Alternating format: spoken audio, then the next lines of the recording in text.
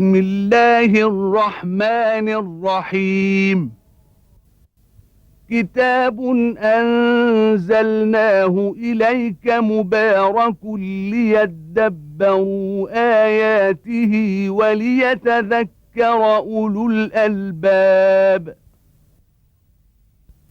صدق الله العظيم.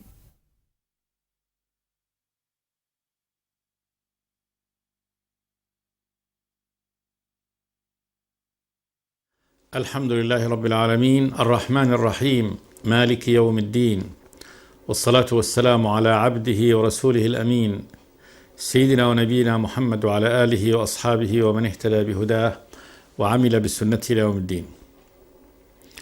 وبعد، فيقول الله تبارك وتعالى: وأوحينا إلى موسى أن أسر بعبادي إنكم متبعون، فأرسل فرعون في المدائن حاشرين إن هؤلاء لشرذمة قليلون وإنهم لنا لغائظون وإنا لجميع حاذرون، فأخرجناهم من جنات وعيون وكنوز ومقام كريم كذلك وأورثناها بني إسرائيل، فأتبعوهم مشرقين فلما تراءى الجمعان قال أصحاب موسى إنا لمدركون قال كلا إن معي ربي سيهدين، فأوحينا إلى موسى أن اضرب بعصاك البحر فانفلق فكان كل فرق كالطود العظيم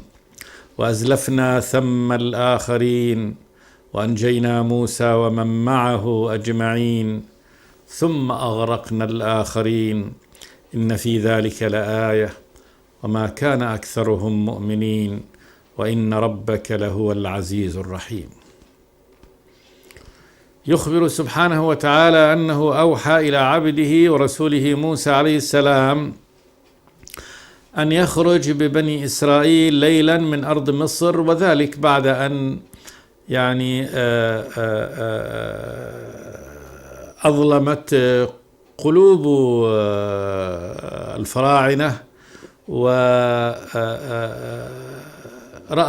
آيات الله تبارك وتعالى فلم يؤمنوا بها واستمروا على ما هم فيه من العناد، كما قال تبارك وتعالى عنهم من قول فرعون قال سنقتل أبناءهم لما قال له قومه أتذر موسى وقومه ليفسدوا في الأرض ويذرك وآلهتك قال سنقتل أبناءهم ونستحيي نساءهم وإنا فوقهم قاهرون. وكان هذا بعد الحجة البينة وبعد سقوط دليلهم وإيمان السحرة الذين جمعوهم ليغلبوا آية الرب تبارك وتعالى، فغلبتهم آية الرب وآمن السحرة وانفضل الجمع على هذا الأمر، ولكنهم لم يؤمنوا بذلك ورأوا آيات بعد هذا كما قال تبارك وتعالى فأرسلنا عليهم الطوفان والجراد والقمل والضفادع والدم آيات مفصلات فاستكبروا وكانوا قوما مجرمين. رأوا كل هذه الآيات ومع ذلك لم يؤمنوا بالله تبارك وتعالى، وأوحى الله تبارك وتعالى إلى عبده موسى أن أسر بعبادي أي أخرج بهم ليلا. السرى هو المشي ليلا، وهؤلاء العباد نسبهم الله تبارك وتعالى لأنهم هم الذين آمنوا به بنو إسرائيل. إنكم متبعون يتبعكم فرعون، فأرسل فرعون في المدائن حاشرين مدائن مصر ليحشر ويجمع مرة ثانية، وكان ينبغي له لو عنده شيء من العقل إنه انتهى الأمر فليخرجوا وشأنهم وليتفرغوا هو وشأنه بعد ذلك وإن كان على كفره، لكن ليتم أمر الله تبارك وتعالى فيه ويخرجه الله تبارك وتعالى مما هو فيه من العز والسلطان والملك ليلقيه سبحانه وتعالى ذليلا مدحورا في البحر هو وقوم. فأرسل فرعون في المدائن حاشرين يقول لهم إن هؤلاء لشرذمة قليلون هم بنو إسرائيل وإنهم لنا لغائظون، وذلك لخروجهم هذا النحو على هذا النحو المفاجئ لهم على هذا النحو وإنها لجميع حاذرون، نحذر منهم ربما متخوف من أن يعودوا مرة ثانية أو يحاربوهم. قال جل وعلا فأخرجناهم من جنات وعيون.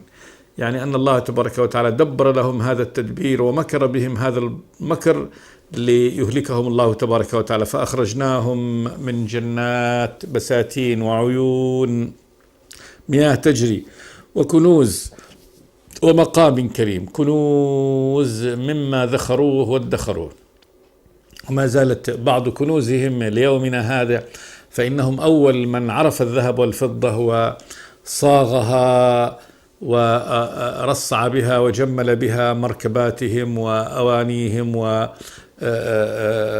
وحلي نسائهم ومعابدهم وكنوز ومقام كريم. مقام كريم كانوا فيه من البيوت الفارهة والمراكب الهنية والفسح العظيمة. مقام كريم نفيس. كذلك يعني كهذا الإخراج وهذا وأورثناها بني إسرائيل. أورث الله تبارك وتعالى مثل هذه الأمور، الجنات والعيون والأرض والمقام الكريم، أورثها الله تبارك وتعالى بني إسرائيل. قال جل وعلا: فأتبعوهم مشرقين. أتبعوهم يعني أتبعوا جيوشهم بني إسرائيل مشرقين في وقت الشروق، يعني ما كانت تشرق الشمس إلا وكان هؤلاء يعني في إثرهم يعني خلفهم. فأتبعوهم مشرقين.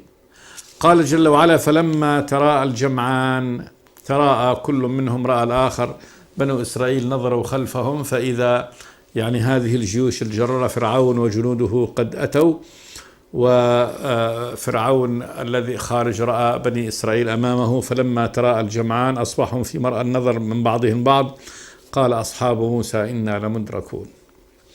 أصحاب موسى هم بنو إسرائيل قالوا إنا لمدركون، بالتأكيد يعني سيدركنا فرعون ويقبض علينا ويعيدنا مرة ثانية إلى الذل والقهر والعبودية.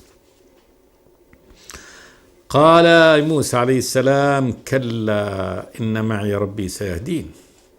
موسى الذي قال له الله تبارك وتعالى عندما حمله الرسالة قال: كلا فاذهبا إنا معكم مستمعون، وأن الله تبارك وتعالى قال لهم: إنني معكما أسمع وأرى. فالرب تبارك وتعالى معه، وقد ثبته الله تبارك وتعالى عندما حمله الله تبارك وتعالى هذه الرسالة، وفي كل خطواته كان الله تبارك وتعالى معه. كان معه وهو يناقش فرعون وهو يدلي بحجته، كان الله تبارك وتعالى معه عندما اجتمع هذا الجمع العظيم له، فكان الله تبارك وتعالى معه وقال له: وألق ما في يمينك تلقف ما صنعوا إنما صنعوا كيد ساحر ولا يفلح الساحر حيث أتى. وكان معه عندما ضرب يعني الفراعنة بما ضربهم به من هذه الآيات العظيمة، فأرسلنا عليهم الطوفان والجراد والقمل والضفادع والدم آيات مفصلات فاستكبروا وكانوا قوما مجرمين. فكان الله تبارك وتعالى معه في كل ذلك. قال: كلا إن معي ربي في كل المسيرة سيهدين، الطريق الذي نخرج به من هذا المأزق الجديد والمحنة الجديدة ومجيء هذه الجيوش له. في التو واللحظة أتى يعني فرج الله تبارك وتعالى نصره. قال جل وعلا: فأوحينا إلى موسى أن اضرب بعصاك البحر. أوحينا، الوحي هنا هو الإخبار بطريق خفي، يعني أخبره الله تبارك وتعالى بالطريق الخفي الذي يوحي به إليه سبحانه وتعالى. وحينا إلى موسى أن اضرب بعصاك البحر، العصا اضرب بها البحر. قال جل وعلا: فانفلق، يعني هذا البحر بمجرد ما ضربه موسى بالعصا انفلق، والفلق هو الشق، يعني انشق البحر وأصبح فلقتين، فلقة ذات اليمين وفلقة ذات الشتيت، وقام الماء على غير جدار. آية كبرى من آيات الله تبارك وتعالى البصر التي يراها الناس بأم أعينهم. قام هذا الماء المائع، قام منتصبا بغير جدار يحجزه ويمنعه في هنا. وقال جل وعلا: فانفلق فكان كل فرق كالطود العظيم. كل فرق من الماء أصبح كالطود، الجبل العظيم العالي.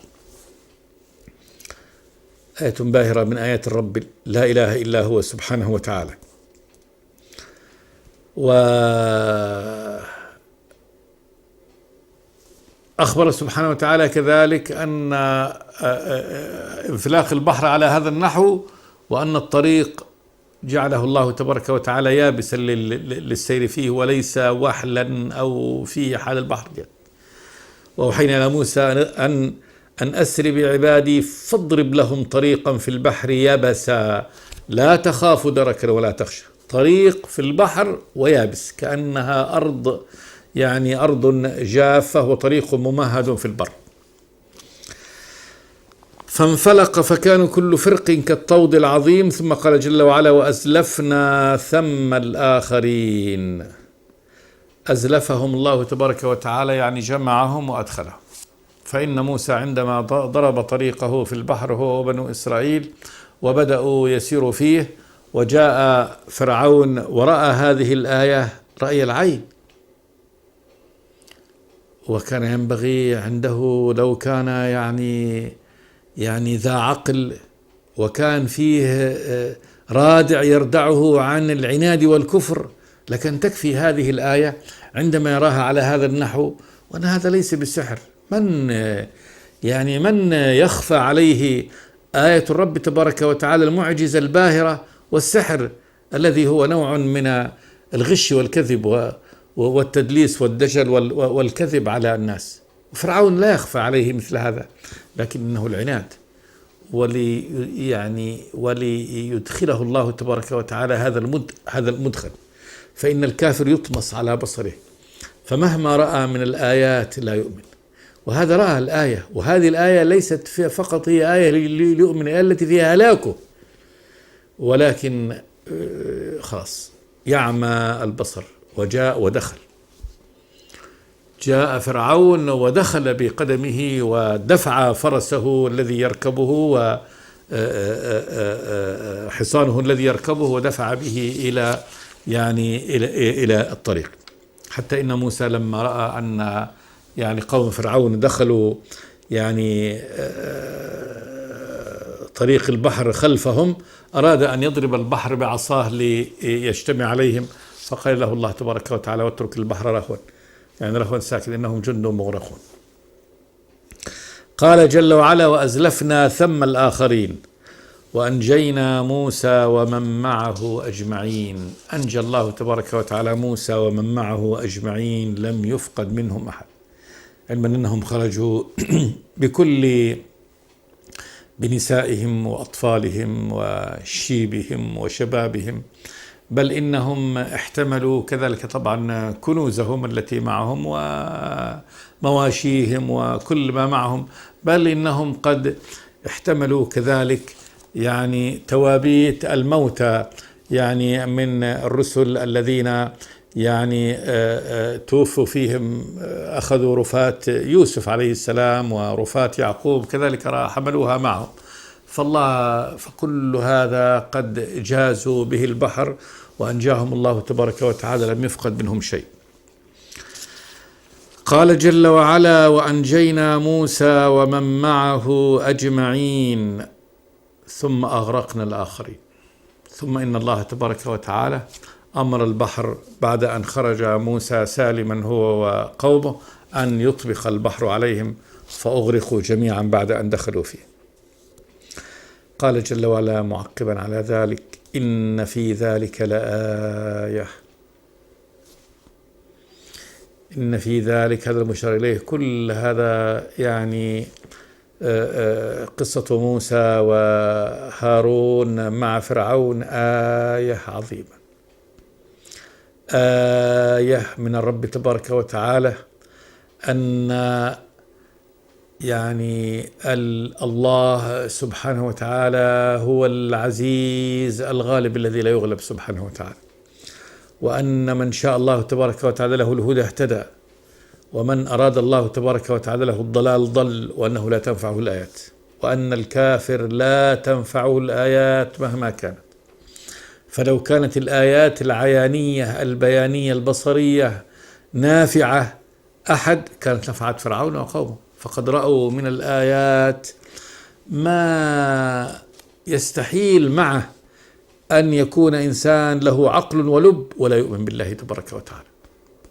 لقد رأوا آيات الله تبارك وتعالى عيانا بيانا ولكنهم بقوا على كفرهم وعنادهم حتى أهلكهم الله تبارك وتعالى. إن في ذلك لآية وما كان أكثرهم مؤمنين وما كان أكثرهم هؤلاء الذين بعث فيهم موسى مؤمنين، وهكذا أكثر الناس. وإن ربك لهو العزيز الرحيم، وإن ربك لهو العزيز الغالب الذي لا يغلبه أحد. ظن فرعون وقومه أنهم يغلبوا الله تبارك وتعالى فغلبهم الرب جل وعلا. الرحيم بعباده المؤمنين سبحانه وتعالى، فمن شاء الله تبارك وتعالى أن يرحمه رحمه، ولا يستطيع أحد أن يمنع رحمة الله تبارك وتعالى عنه. هذه صفحة من هذه الصفحات، وفيها تسلية للنبي صلوات الله وسلامه عليه، وبيان أن أمر الهدى والضلال ليست بالآيات، فمن شاء الله تبارك وتعالى أن يهديه هداه، وأن الآيات التي نزلت على النبي صلوات الله وسلامه عليه هي كافية للإيمان، لكن هؤلاء القوم لا يؤمنون. لعلك باخع نفسك ألا يكونوا مؤمنين إن نشأ ننزل عليهم من السماء آية فظلت أعناقهم لها خاضعين. انظر هذه الآيات التي نزلت على قوم فرعون، ومع ذلك لم تزدهم إلا جحودا ونكرا. ثم شرع الله تبارك وتعالى يبين كذلك صفحة أخرى من صفحات الرسالات، صفحة رسالته، رسالة إبراهيم عليه السلام، وكيف كذلك جوبه بالكفر والعناد. قال جل وعلا: واتل عليهم نبأ إبراهيم. اتل عليهم، اقرأ عليهم. نبأ إبراهيم، نبأ هو الخبر العظيم. إبراهيم النبي أبو الأنبياء، أبو نبينا صلوات الله وسلامه عليه. نبينا محمد من نسل إسماعيل، وإسماعيل هو ابن إبراهيم. وأبو الأنبياء من نسل إسحاق، الذين تناسلوا كل أنبياء بني إسرائيل جاءوا من نسل إسحاق. واتل عليهم نبأ إبراهيم إذ قال لأبيه وقومه ما تعبدون. سؤال من إبراهيم لأبيه وقومه ما تعبدون، حتى يقررهم أن هذا الذي يعبدونه غير نافع لهم. قالوا نعبد أصناما فنظل لها عاكفين. قروا على أنفسهم وقالوا معترفين بما يصنعونه يعبدونه، قالوا نعبد أصناما، تماثيل يصنعونها، فنظل لها عاكفين. العكوف أنهم يعتكفون عندها ويمكثون عندها مكثا طويلا. فانظر هؤلاء الذي لا عقول لهم ولا فقه لهم ولا بصيرة لهم، كيف يمكثوا ويمضوا الساعات الطويلة عاكفين باقين ماكثين عند أصنام لهم هم صنعوها بأيديهم، ويقدسون هذا التقديس ويصرفون لها ما يصرفون من هذه العبادة التي هي أشرف أعمال الإنسان. قال إبراهيم لهم هل يسمعونكم إذ تدعون؟ هذه الآلهة عندما تدعونهم وتطلبونهم يسمعونكم؟ هل يسمعونكم إذ تدعون حينما تدعونهم؟ أو ينفعونكم أو يضرون؟ هل لهم نفع تجدون من ورائهم نفع؟ أو يضرونكم، من مثل لو أنكم تركتم عبادتهم ولم تعبدوهم هم بضارين لكم أو يضرون؟ قالوا بل وجدنا آباءنا كذلك يفعلون. لم طبعا يستطيعوا أن يأتوا بأي نفع لهم ولا بأي مضرة ممكن أن تحصل منهم، لكن كل الذي عندهم أنهم وجدوا آباءهم على هذا الفعل وهم يفعلون ما يفعلوا آباؤهم دون التفكير والتعويل على أن يكون لهذا أمر معقول أم لا. فليس أمرا عندهم أمرا معقولا ولا معروف ثمرته وفائدته، ولكن هكذا وجدوا آباءهم فهم على هذا الطريق.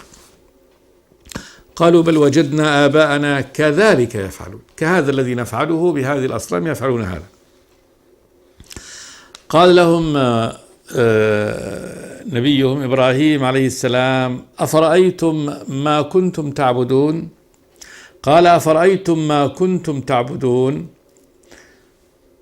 هل تنظرون إلى هؤلاء الذين كنتم تعبدونهم أنتم وآباؤكم أقدمون؟ فإنهم عدو لي إلى رب العالمين، إنني أعاديهم، فإنهم عدو لي، كل هذه الآلهة والأصنام التي تعبدون إنهم عدو لي إلا رب العالمين. إلا رب العالمين، الاستثناء هنا منقطع، رب العالمين، لكن بمعنى لكن رب العالمين لا أعاديه، هذا هو الرب الحقيقي الذي يعبد سبحانه وتعالى. إلا رب العالمين، فإنهم عدو لي إلا رب العالمين. ثم بين لهم أن رب العالمين سبحانه وتعالى هو الذي يستحق العبادة، الذي خلقني فهو يهدين، فهو الذي خلقني، والخلق إيجاد من العدم، وكذلك قدرني بهذه الصورة وبهذه المقادير التي أنا عليها. الذي خلقني فهو يهدين سبحانه وتعالى، فهو يهدين السبيل.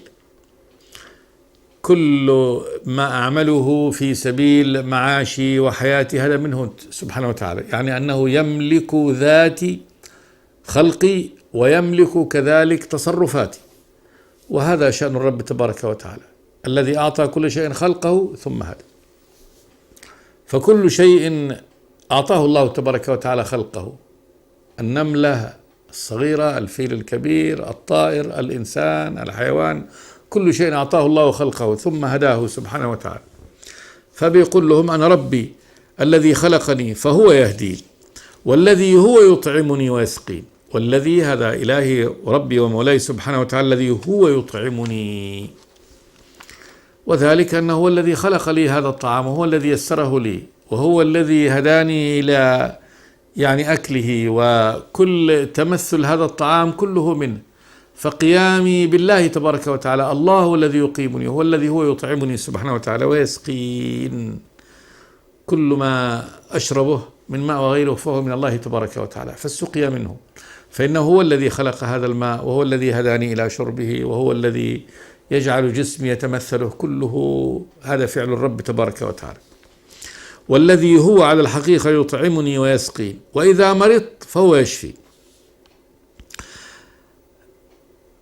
تأدبا من الله تبارك وتعالى، وقولا كذلك للحق أن المرض لأنه شر لم ينسبه إلى الله تبارك وتعالى، وذلك أن الشر يعني وإن كان مخلوقا بأمر الله تبارك وتعالى وقدره وقضائه، إلا أنه لا ينسب له سبحانه وتعالى، لأن الله تبارك وتعالى قد يعاقبه بعقوبة أو يعني يفعله ابتلاء واختبارا لعباده سبحانه وتعالى. وإذا مرضت أنا فنسب المرض إلى نفسه فهو يشفين، فجعل الشفاء لله تبارك وتعالى، فهو يشفين الذي يخرجني من هذا المرض إلى يعني حال الصحة هو الله تبارك وتعالى، فهو يشفين. والذي يميتني ثم يحيي، وكذلك الرب الذي أعبده سبحانه وتعالى هو الذي يملك موتي وحياتي، فهو الذي يميتني ثم يحيين أي في الآخرة. والذي أطمع أن يغفر لي خطيئتي يوم الدين، والذي أطمع سبحانه وتعالى يعني أرجو ما عنده من الخير أن يغفر لي خطيئتي يوم الدين، إن خطاياي وذنوبي التي أذنبتها أن يغفرها لي يوم القيامة. ثم توجه إلى الرب تبارك وتعالى بالدعاء فقال ربي هب لي حكما وألحقني بالصالحين. ربي يعني يا ربي هب لي حكما من عندك، علم يؤهل لأن يكون للعبد حكم يعني واضح قائم عدل على كل الأشياء، حكم. رب هب لي حكما وألحقني بالصالحين، يعني عندما يعني تكتب علي الموت فألحقني بالصالحين في الآخر. الشاهد أن الذي رد به إبراهيم عليه السلام على قومه أقام لهم الدليل القاهر والواضح البين على أن ما يعبدونه ليس بشيء يستحق العبادة، فهو صنم يصنعونه بأيديهم، هم المتفضلون عليه وهو لا يستحق هذا، ثم هم ينفقون لهم يعني أثمن أوقاتهم في النهار يعكفون عند هذه الأصنام عبادة لها، ثم لا يملكون أي دليل محسوس على أن لها هذه الأصنام نفع لها أو يحصل هناك ضرر من تركها.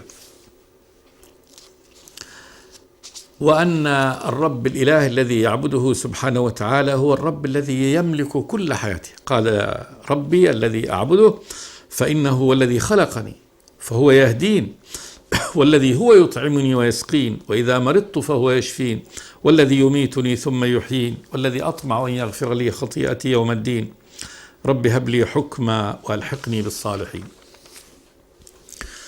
واجعل لي لسان صدق في الآخرين. من دعاء إبراهيم عليه السلام لربه سبحانه وتعالى أن يجعل الله له لسان صدق يذكر به في الآخرين. اللسان الصادق من أهل الصدق والإيمان يذكرون هذا الرسول الصالح والنبي الصالح والعبد الصالح إبراهيم عليه السلام. واجعل لي لسان صدق في الآخرين واجعلني من ورثة جنة النعيم. اجعلني يعني يا رب صيرني من ورثة جنة النعيم، من الذين يرثون جنة النعيم. والله تبارك وتعالى يعني جعل الجنة ميراث لأهلها، لأهل الجنة، وذلك الميراث أنه تمليك منه سبحانه وتعالى، وتوريث لهم الميراث وأعظم أنواع التمليك. واجعلني من ورثة جنة النعيم. سمت النعيم لأن أهلها ينعمون فيها بكل صنوف النعيم. واغفر لأبي إنه كان من الضالين. دعا لأبيه أن يغفر الله تبارك وتعالى له، وقال إنه كان من الضالين، ما قال من الكافرين يعني الذين ضلوا والذين يعني كفروا بالله تبارك وتعالى، وإن كان هو قد كفر لكنه نسبه هنا إلى الضلال عن الحق، هذا تخفيف لمعاني الكفر. وهذه الدعوة لأبيه أخبر سبحانه وتعالى يعني عباده المؤمنين ألا يأتسوا بإبراهيم في ذلك، فإن هذه الدعوة إنما كانت يعني دعوة لوقت، ثم لما تبين له أنه عدو لله تبرأ منه، كما قال تبارك وتعالى: وما كان استغفار لإبراهيم لأبيه إلا عن موعدة وعدها إياه فلما تبين له أنه عدو لله تبرأ منه إن إبراهيم لأواه حليم.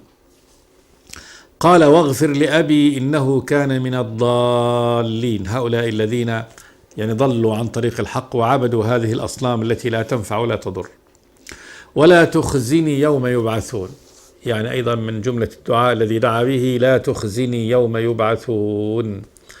والخزي في يوم القيامة يعني يكون بالعذاب وبإهمال الرب. طبعا من أدخله الله تبارك وتعالى النار فهذا الذي يخزى أشد الخزي، والذي قد أهانه الله تبارك وتعالى: إنك من تدخل النار فقد أخزيته وما للظالمين من أنصار. كذلك الذي يعني يهمل في الموقف يعذب عذاب أدنى من عذاب النار. كل هذا يعني أنواع من الخزي. قال: ولا تخزني يوم يبعثون، يعني اجعلني من المعززين المكرمين عندك في هذا اليوم العظيم.